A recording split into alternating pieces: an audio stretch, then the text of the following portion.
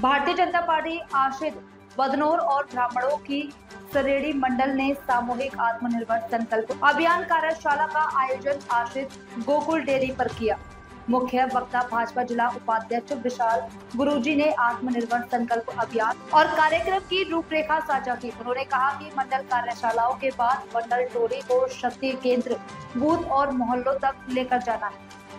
उन्होंने माननीय प्रधानमंत्री मोदी द्वारा बताए गए रास्ते पर चलते हुए भारत की भूमि और उत्पादों के अधिकतम उपयोग पर जोर दिया। पूर्व जिला प्रमुख रामचंद्र सेन ने लोकल फॉर वोकल का संकल्प दिलाया। भाजपा नगर मंडल अध्यक्ष अनिल सिंह तंवर ने सभी का आभार व्यक्त किया।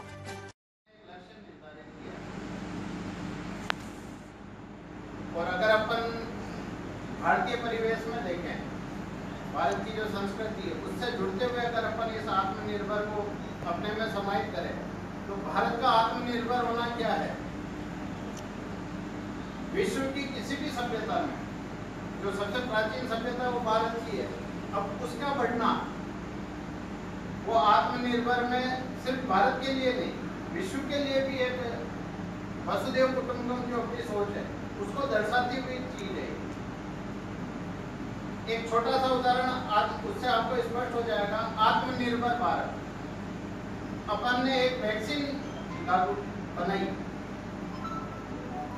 अपन आत्मनिर्भर बने, अपनी वैक्सीन सबसे प्रभावी रही।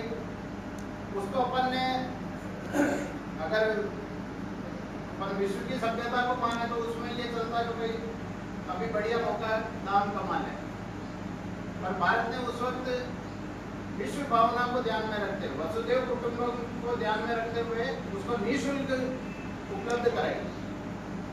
जिन देशों की बिल्कुल भी आर्थिक स्थिति नहीं थी उनको तो बिल्कुल ही निःशुल्क दी। इस तरह अपना भारत का आत्मनिर्भर होना यानी विश्व का आत्मनिर्भर होना। भारत उसमें बड़ा सहयोगी रहेगा।